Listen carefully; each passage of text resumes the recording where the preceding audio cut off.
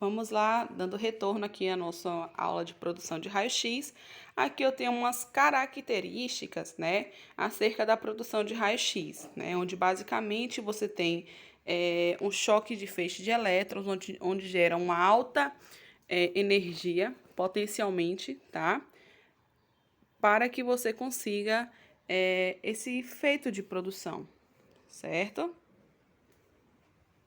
Existe aqui, um pouco mais abaixo aqui, as principais formas, tá, de eletrodos dentro da constituição de uma ampola de produção de raio-x. O cátodo, né, que é o polo negativo, onde eu tenho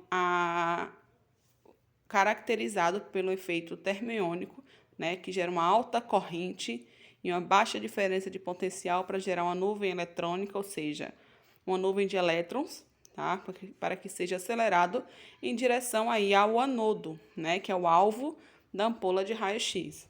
Já o anodo é o polo positivo, onde contém o alvo, tá? Normalmente ele é projetado em cobre, com a região de alvo em tungstênio, que é um tipo de metal que suporta altíssimas temperaturas, tá? Como existe aí a representação de produção de calor durante esse processo, corresponde a 99%. E 1% apenas dessa energia gerada durante esse processo se transforma em radiação X. Então, eu preciso, né, que esse material interno, né, das peças da minha ampola tenha essa capacidade de suportar altas temperaturas, tá? Vamos seguindo aqui, ó. Apresenta grande dissipação de calor, tá? Onde 1% de toda a energia cinética depositada no alvo é convertida em radiação X e o restante é transformado em energia térmica, ou é dissipado na forma de calor em uma pequena área denominada de ponto focal, tá? O alvo rotatório faz com que o feixe de elétrons incide em vários pontos, aumentando a vida útil dele, tá? Fatores, né, ou curiosidades sobre os raios-x, né, trago a mais a nível de conhecimento. Os elétrons acelerados em curto trajeto entre o cátodo e o anodo chegam próximos da velocidade da luz. Com isso, existem efeitos relativísticos acontecendo dentro do tubo de raio-x. Com a utilização frequente do tubo, parte do material alvo, né, da parte do anodo, começa a evaporar e criar uma capa metálica interna na ampola. Esse novo eletrodo começa a gerar uma diferença menor de potencial entre o cátodo e o anodo, reduzindo o valor de kV selecionado no painel do equipamento e correntes de fuga. Ou seja, quanto mais velha, entre aspas, né, quanto mais você utiliza do seu equipamento de raio-x, menos eficácia ele representa, porque durante o processo de produção ali dentro, né, eu tenho outros processos físicos que estão ocorrendo também, né, resultantes aí do desgaste dessas peças internas. Dentro de uma ampola de raio-x, existem dois tipos de corrente. A corrente de filamento, né, que apresenta um alto valor e uma baixa DDP, e a corrente de tubo, que é responsável pela produção de radiação conforme a necessidade da projeção radiográfica que você vai realizar no seu exame. Junto à região do cátodo, temos uma capa focalizadora, que é responsável por fazer com que o feixe de elétrons não sofra um processo de espalhamento, tá? Gerando aí uma energia secundária.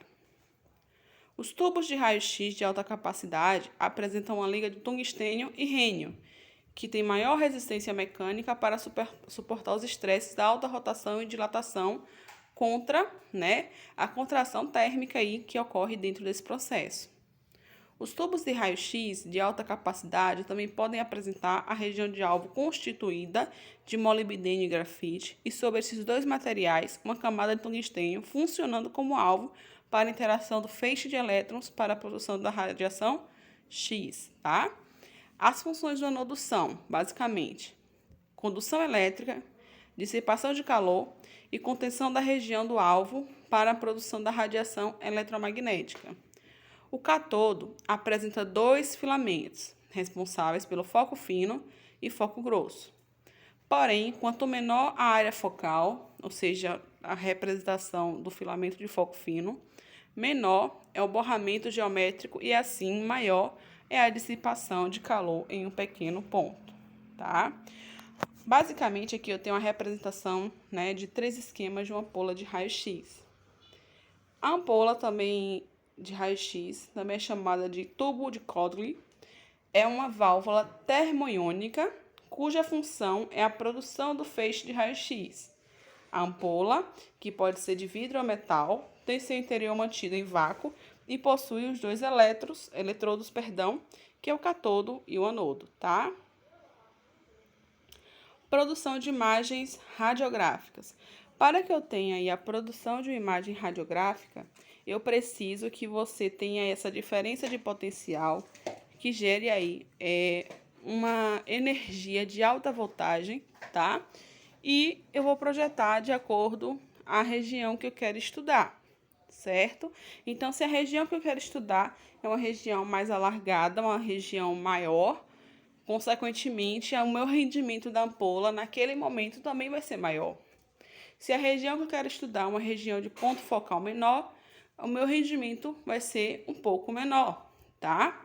Eu preciso distribuir corretamente esse feixe de radiação de acordo com a estrutura que eu vou estudar, tá? Então, eu preciso que vocês tenham ciência desse feito. Não é toda radiação não é igual a ser disparada, interagir com todo e qualquer tecido. Eu preciso diferenciar, né, as regiões que vão estar recebendo aquele feixe de radiação de acordo com a sua intensidade, certo? Eu consigo restringir, eu consigo controlar o quanto de radiação cada região ali estará recebendo. Daí a importância de compreender os fenômenos físicos de produção de radiação e interação com a matéria para que possamos otimizar os nossos exames radiográficos. Vácuo e aceleração, ainda falando das características da ampola. Dentro da ampola, que é feita a vácuo, permite acelerar elétrons. Uma alta voltagem de milhares de volts é aplicada entre o filamento e o alvo, né, para este fim. Tem a representação aqui, inclusive mostrando o polo positivo e o negativo, tá? Positivo anodo, negativo catodo. É importante que vocês entendam que nem toda ampola é igual, né? Elas têm tamanhos e finalidades diferentes. Finalidade diagnóstica que eu digo, pois a finalidade geral física da ampola é a produção de raio-x, tá? O eletrodo chamado de anodo, ele pode ser fixo, ou seja, ele não se move, ou giratório, que a todo momento ele fica girando. Quanto maior a ampola, maior a probabilidade desse anodo ser caracterizado como giratório. Para quê? Para evitar, né, que haja um desgaste muito rápido daquela região, tá? E dissipe aí o choque de elétrons em toda a unidade ali desse anodo.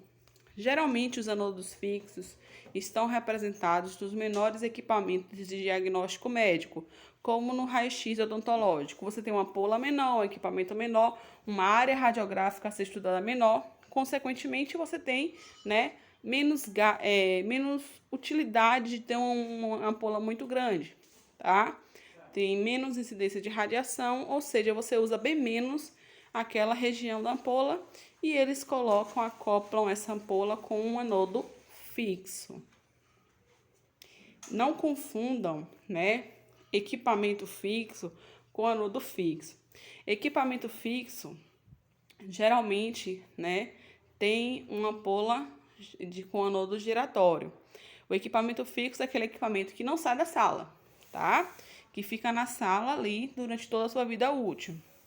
Já equipamento móvel são geralmente equipamentos que fazemos exames em leito de UTI, né? Tem até um equipamento móvel que fica dentro de algumas ambulâncias e tudo mais, né? São equipamentos com menor capacidade de potência energética, tá? E com características diferentes.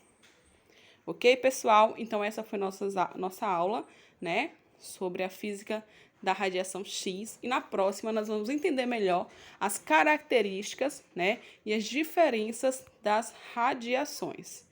Certo? Obrigada pela atenção.